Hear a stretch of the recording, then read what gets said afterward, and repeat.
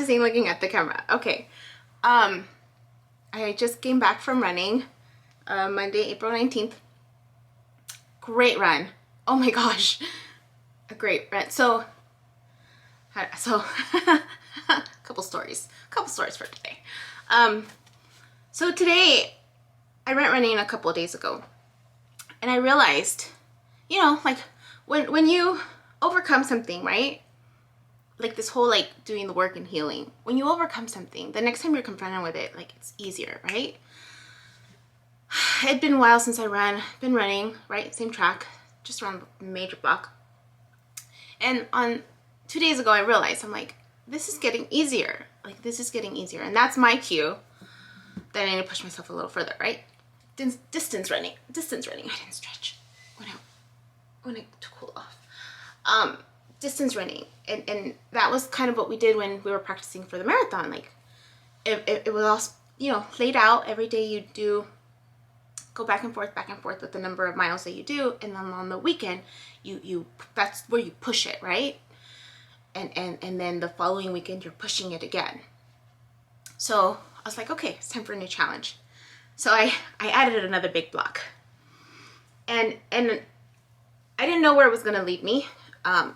You know, I've been living in the area for like what, a little over 6 months. Yeah, a little over 6 months, probably longer. And just realizing, like, yeah, I'm getting to know the streets and the community and what's around me. And so I went running. It was nice, like it was paved. and just again, this whole metaphor, simile, it's one of those, about how the path is laid out. And so I realized that as I was running on this smoother path, it was longer. And when I turned to go uphill, I felt it a little, like, okay, I'm starting to feel the challenge. And so what did I do? Like, I was in my head planning on dancing, but then I'm like, no. Like, just steady pace, right? Because I want to know that I can achieve this new distance at a steady pace, so that I don't tire myself out, that I, you know, I'll get to the dancing part during my cool down. But just really knowing that I can extend it and be okay, not cramp up, blah, blah, blah. Still made an effort to go against traffic when I could, jog in place when I was waiting. There were a couple times where I was waiting longer. You know, but I know how to handle all that stuff, right?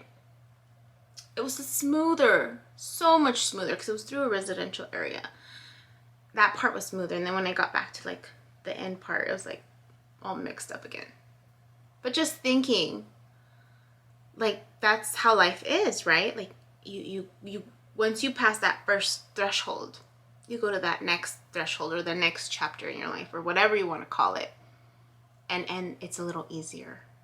And not to say that it's going to be all easy, right? Because there's still, you know, there's the effort to keep pushing through. It's still a little struggle, and you know, then you come back to certain terrains where it's like it gets rocky again, right? Until you keep doing it enough times to where the whole thing then feels comfortable, and then you extend it a little bit more.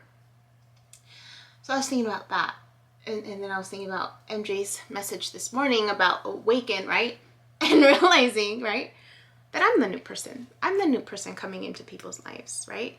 Not that someone's going to come to me, but that I'm that person who's changing other people's lives because I'm changing, right?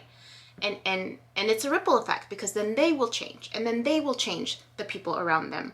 And again, this whole like domino, you know, heal the world mission that I'm all on, that you are all on with me if you're following me or listening. And you know, it's just, there's so much truth in that, right? Be the change that you want to be in the world. Who said that? Gandhi? And so yeah, as I was running, I was thinking about this meeting that I have pending, possibly for today, possibly for another time. I'm not sure, 'cause I'm still waiting on confirmation of the time. But, and thinking to myself, okay, Yubi, what are your strengths, right? What do you have to bring? and finding a way to market myself. And I was role playing in my head, right? Like, okay, like this is me, this is what I can offer, and this is how much I think I'm worth right now, considering my situation, considering the situation that this other person finds, you know, herself in, and just being balanced, right? Not taking more than what I really need, but also not giving my knowledge, my know-how for free either, right? And as I was thinking about that, I saw a hummingbird right above me. I'm like, okay, I'm on the right track. I've been seeing synchronicities left and right, like the whole ones, right? So I know I'm on the right track. And then I was thinking about the discernment that one person has, right? That one has with how do you know when you're on the right track? And it reminded me of a conversation that I had with Mr. Bumble about, you know, just helping him out and encouraging him to do a birth chart reading. And he mentioned having shared that with someone else, someone who's been in the spiritual world for a long time, right? And that this person said it might not be a good idea for him to do that instead he should work on doing the work, right? The healing work, and recommended this book. And I haven't had a chance to look at the book. But I remember I went on a little rant with him. And I'm like, I'm sorry for my rant, but this is what I think. And so then I told him, I'm like, you know, I don't want to offend this other person that you went to for healing. It was a Reiki.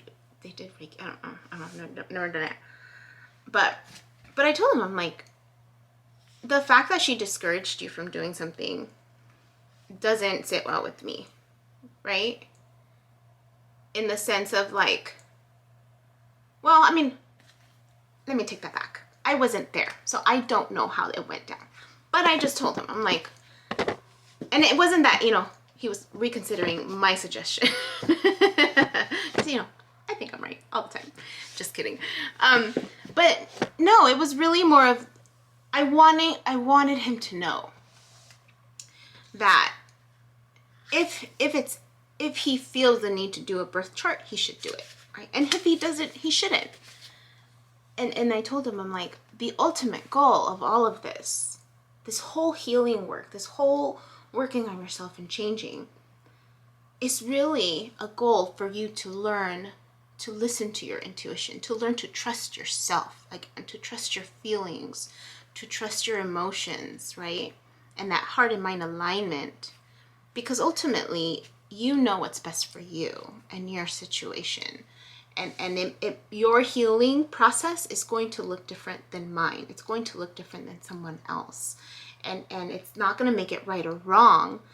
It's just it's how you use the tools, is what I told him. I'm like, you can still do your birth chart reading, because he was really focused on wanting to know what his life's purpose is, right?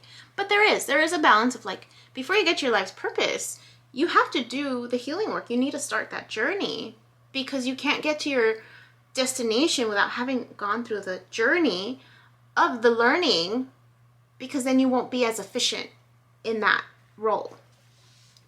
And so I was telling him, I'm like, the birth chart is just a tool to increase your awareness. And depending on who you go, I don't know if my experience is the same as everybody else who does birth chart readings. I just happen to like how Miss Christina does it, you know, where she connects with you before meeting with you, so that if you have any questions, specific questions, she'll dive in and get you more of that information. And I said, you can do your birth chart reading and ask Miss Christina, what life lessons do I need to be aware of, so that you can do the healing work, right? And ultimately work towards your life's mission, purpose, you know, whatever you're brought to this earth to work on and achieve. I was thinking about that. How was I thinking about that? I don't remember what I was thinking about that. Yeah, I don't remember what I was thinking about that. But anyways, so yeah, I was role playing in my head, you know, how much I think I'm worth at this point in my life. And then I just started laughing, because I'm like, oh my gosh, like, I'm marketing myself, like, just by practicing, right? Like, what I'm gonna say and like, this is why, you should do it this way. And I'm marketing myself. So I was really happy that I was able to do that. And then the hummingbird just kind of validated that process. And then, so that's one part. The other part is that there's someone who wants to connect with me via FaceTime. I might have mentioned it. I don't remember. And he lives on the other side of the world. I already told this person that I just want friendship. And this person has been pretty consistent. Yeah, good word. Consistent with reaching out to me every morning. How you doing? He likes my pictures that I post. He says he's watched all my videos, and I think it's only been maybe a couple weeks that he reached out initially. So I was like, whoa, like that's a lot of footage to go through. I'm on chapter 17. I'm on chapter 17. It'd be different if I was like on chapter 3. But I'm on chapter 17. And so I was like, okay, feeling it out. He's been adamant about like connecting. So so it's been very like, well, just take it as it comes, right? Instead of actually setting a time, which is what I'm going to propose to this individual, because, I'm getting the sense that this person has an itch to actually communicate with me. And I'm kind of at the point where I'm like, okay. For no other reason than to just appease that, I guess. But then, I'm meeting someone new, right? Could be a good friend, we've shared some stuff, and I'm all about friendships right now. That's all I'm all about right now, just friendships. And so I'm going to propose a specific time. Because it's a little hard when there's like, the other person's living on the other side of the world, you just kind of, there is an element of like, when you can, and when you can't, you can't. How was I saying that? Oh, because he continues to, and I think, and I mentioned it before, I think it's a language barrier of just using certain words to describe me. Like he'll be like, good morning, what will he say? What will he say to me? Let me open that up. He'll say, he'll call me honey. And then he'll call me my queen. And I had brought that up to his attention, like, I don't feel comfortable. But then when he explained that he does it out of respect, I'm like, oh, okay. Maybe, right? And I think I had mentioned it to my mom. And then she normalized it. She was just like, yeah, at work, don't they call you honey and sweetheart? No. I'm like, no. I don't think I've ever been called like that before. And I'm like, the only person that ever came close to calling me something out of endearment initially was my dad, who would call me sweetheart, and that's it. Nothing more. Anything other than that always gave me like this. Well, my ex-partner, we broke that, and we started calling each other amor, but other than that, or babe, but other than that, like anything else out of the ordinary, it just bothers me. Or it's just like, I don't know what it is. And so here I'm suspecting that it could be a language barrier, maybe, or maybe it's like what my mom says, that in other worlds, like they do call you honey and sweetheart and queen. I mean, queen is a little too much, but honey, okay. It's like, hey, honey, how's it going? Like, okay, I'll let that one slide.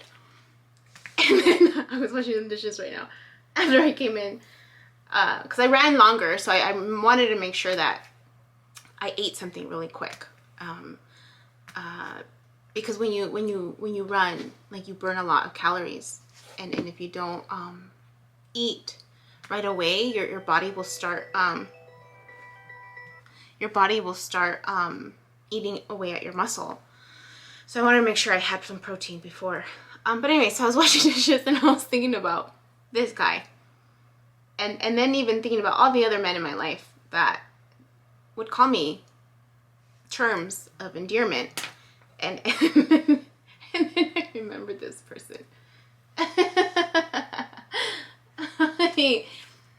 This one person called me, I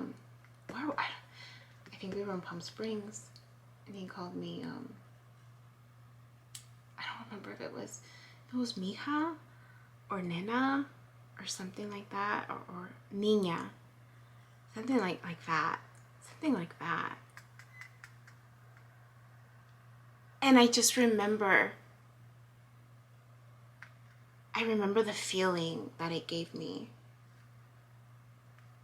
One, because the term, right? The term of endearment was a term that I didn't like. I didn't like it when people would call me that. Because I always felt like a power differential, almost like they had an advantage over me.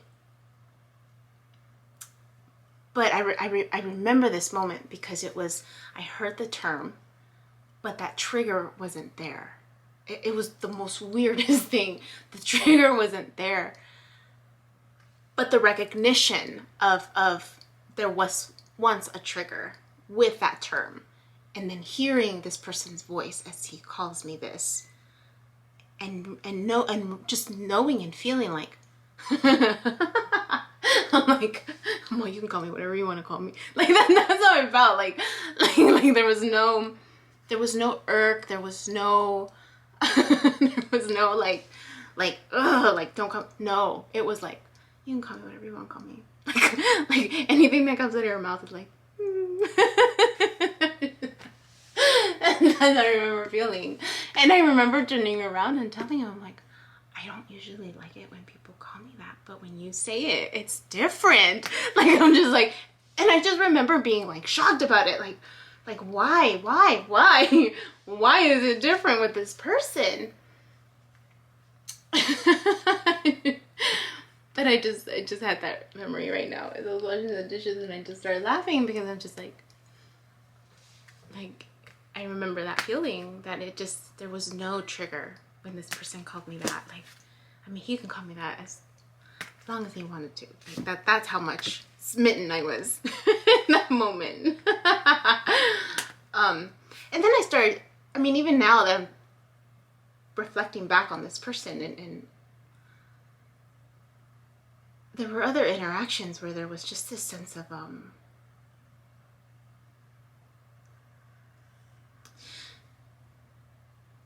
like the sense of reassurance, a peace to how he communicated. Like when I lost my mom's ring, that one really hurt. And I was with him, and he puts his hands on my shoulder, and like just doing this, and he had said, like, it's okay,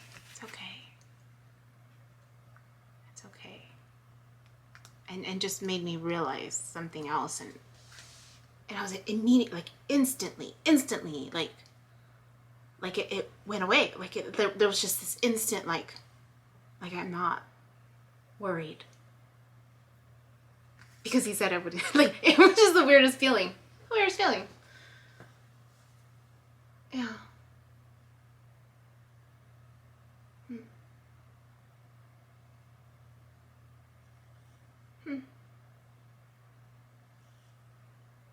Yeah. Just realized that my calendar should change, and I don't remember changing it. So yeah, so that happened. That's it so far for today, this morning.